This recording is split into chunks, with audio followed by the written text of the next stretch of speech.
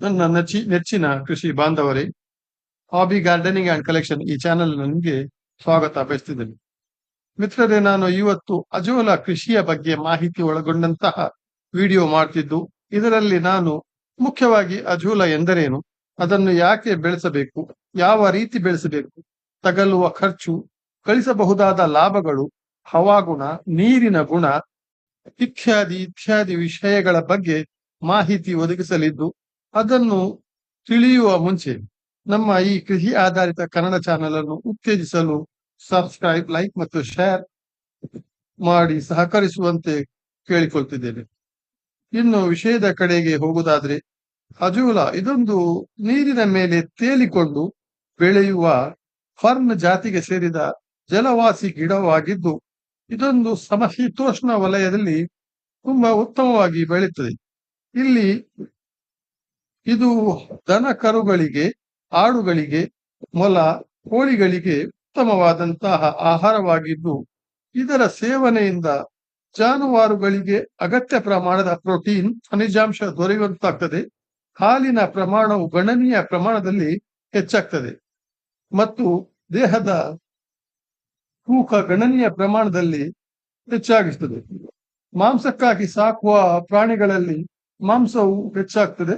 ಮೂಲತಃ ಜಾನುವಾರುಗಳು, ಕೋಳಿಗಳು ವಿಪರೀತ ಉಷ್ಣತೆಯಿಂದ ಬಳಲುವ ಕಡು ಬೇಸಿಗೆಯಲ್ಲಿ ಇದು ತುಂಬಾನೇ ತಂಪು ಒದಗಿಸುತ್ತದೆ. ಇದನ್ನು ಮುಖ್ಯವಾಗಿ ಹಸಿರು ಮೇವಿನ ರೂಪದಲ್ಲಿಯೂ ತಿನ್ನಿಸಬಹುದು ಅಥವಾ ಒಣಗಿಸಿ ಒಣಮೇವು ರೂಪದಲ್ಲಿಯೂ ಇದನ್ನು ಉಪಯೋಗಿಸಬಹುದಾಗಿದೆ. ಒಣಗಿಸುವುದಾದ್ರೆ ಇದನ್ನು ನೆರಳಿನಲ್ಲಿ ಒಣಗಿಸಬೇಕಾಗ್ತದೆ, ಬಿಸಿಲಿನಲ್ಲಿ ಒಣಗಿಸುವಂತಿಲ್ಲ.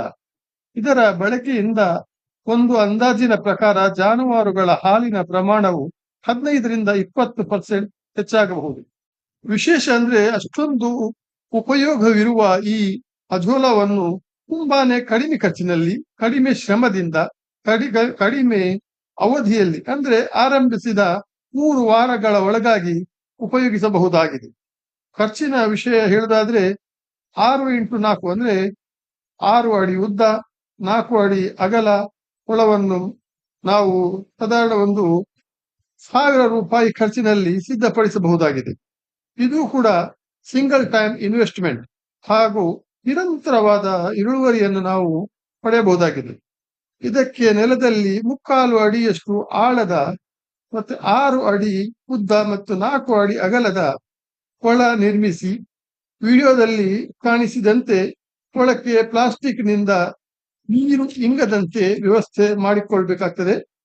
ಮತ್ತೆ ಅರ್ಧ ಅಡಿ ಅದಕ್ಕೆ ನೀರು ತುಂಬಿಸಿ, ಅದಕ್ಕೆ ಒಂದು 10 kgಯಷ್ಟು ಮಣ್ಣು ಮತ್ತೊಂದು 5 kgಯಷ್ಟು ಹಸಿ ಸೆಗಣಿ ಹಾಕಿ ನೀರು ತಿಳಿಯಾಗುವಂತೆ ಬಿಟ್ಟು ಬಿಡ್ಬೇಕು. 4-5 ದಿನಗಳ ನಂತರ 1 kgಯಷ್ಟು ಅಜೋಲವನ್ನು ನೀರಿನ ಮೇಲೆ ಹರಡಿ ಬಿಡಬೇಕು. ಹೀಗೆ ಮಾಡಿದಲ್ಲಿ 3 ವಾರಗಳ ನಂತರ ಕಟಾವಿಗೆ ಸಿದ್ಧವಾಗ್ತದೆ. ನಂತರ ಪ್ರತಿದಿನ ಚಿಕ್ಕ ಈ ಕೊಳದಿಂದಲೇ ಸಾಧಾರಣ ಒಂದು 800ರಿಂದ 900ರಷ್ಟು ಗ್ರಾಂನಷ್ಟು ಅಜೋಲಾ ತೆಗೆಯಬಹುದಾಗಿದೆ. ನೀರಿನಲ್ಲಿ ಉಪ್ಪಿನಾಂಶ ಜಾಸ್ತಿ ಇದೆಯೋ ಎಂದು ಪರೀಕ್ಷಿಸಿಕೊಳ್ಬೇಕಾಗ್ತದೆ. ಉಪ್ಪಿನಾಂಶವಿದ್ರೆ ಅಜೋಲಾ ಸಾಯುವ ಪ್ರಮೇಯವು ಬರಬಹುದು. ಅಜೋಲಾದಲ್ಲಿ ಮೂಲತಃ ಒಂದು 4-5 ತಳಿಗಳು ಬರ್ತವೆ. ಆದ್ರೂ ನಮ್ಮ ದೇಶದಲ್ಲಿ ವಿನಾಟ ಈ ತಳಿಯು ನಮ್ಮ ವಾತಾವರಣಕ್ಕೆ ತುಂಬಾನೇ ಸೂಕ್ತವಾಗುತ್ತದೆ. ಅಜೋಲಾ ಕೊಳಗಳಿಗೆ ನೇರವಾಗಿ ಸೂರ್ಯನ ಬಿಸಿಲು ಬೀಳದಂತೆ ಶೇಡ್ ನೆಟ್ ಅಥವಾ ಇನ್ನಾವುದೇ ರೀತಿಯಿಂದ ವ್ಯವಸ್ಥೆ ನಾವು ಮಾಡಿಕೊಳ್ಬೇಕಾಗ್ತದೆ. 6 ತಿಂಗಳಿಗೊಮ್ಮೆ ಎಲ್ಲ ನೀರು ಮತ್ತು ಮಣ್ಣು ತೆಗೆದು ಹೊಸದಾಗಿ ತುಂಬಿಸಿಕೊಳ್ಬೇಕು. ಆದರೆ ಅದೇ ಕೊಳದಲ್ಲಿ ಇರುವಂತಹ ಅಜೋಲವನ್ನು ಮತ್ತೆ ಅದಕ್ಕೆ ಹಾಕಿ ಬೆಳೆಸಬಹುದಾಗಿದೆ. ಇದಕ್ಕಾಗಿ ಹೊಸ ಅಜೋಲವನ್ನು ಖರೀದಿಸುವ ಅಗತ್ಯವಿರುವುದಿಲ್ಲ. ಈ ಅಜೋಲವನ್ನು ಹಸುವಿಗೆ ಆದ್ರೆ 1.5ರಿಂದ 2 kg, ಆಡು ಕುರಿಗಳಿಗಾದ್ರೆ ಸಾಧಾರಣ 300ರಿಂದ 500 ಗ್ರಾಂ, ಮೊಲಗಳಿಗಾದ್ರೆ 100ರಿಂದ 200 ಗ್ರಾಂ, ಕೋಳಿಗಳಿಗಾದ್ರೆ 50 ಗ್ರಾಂ ಒದಗಿಸಬೇಕಾಗ್ತದೆ. ಆದರೆ ಅಜೋಲವನ್ನು ಜಾನುವಾರು ಮತ್ತು ಕೋಳಿಗಳಿಗೆ ಒದಗಿಸುವ ಮೊದಲು ನಾವು ಶುದ್ಧವಾದ ನೀರಿನಿಂದ ತೊಳೆದುಕೊಳ್ಬೇಕಾಗ್ತದೆ. ಅಜೋಲವನ್ನು ಭತ್ತದ ಗದ್ದೆಯಲ್ಲಿ ಬೆಳೆಸಿದಲ್ಲಿ ಅವುಗಳು ವಾತಾವರಣದಲ್ಲಿರುವ ಸಾರಜನಕವನ್ನು ಹೀರಿಕೊಂಡು ನೀರಿನ ಮೂಲಕ ಬೆಳೆಗಳಿಗೆ ಕೊಡುವುದರಿಂದ ಭತ್ತದ ಕೃಷಿಯಲ್ಲಿಯೂ ಉತ್ತಮವಾದ ಇಳುವರಿಯನ್ನು ನಾವು ನಿರೀಕ್ಷಿಸಬಹುದಾಗಿದೆ. ಇದು ಅಜೂಲ ಕೃಷಿಯ ಬಗ್ಗೆ ಸಂಕ್ಷಿಪ್ತವಾದ ಮಾಹಿತಿಯಾಗಿದ್ದು, ಇನ್ನು ಹೆಚ್ಚಿನ ಮಾಹಿತಿ ಬೇಕಾದಲ್ಲಿ ಕಮೆಂಟ್ ಮಾಡಿ ತಿಳಿಸಿ. ಹೆಚ್ಚಿನ ಮಾಹಿತಿಯನ್ನು ಒದಗಿಸಲಾಗುವುದು. ವಿಡಿಯೋ ಆಲಿಸಿದ್ದಕ್ಕೆ ಧನ್ಯವಾದಗಳು. Thank you very much.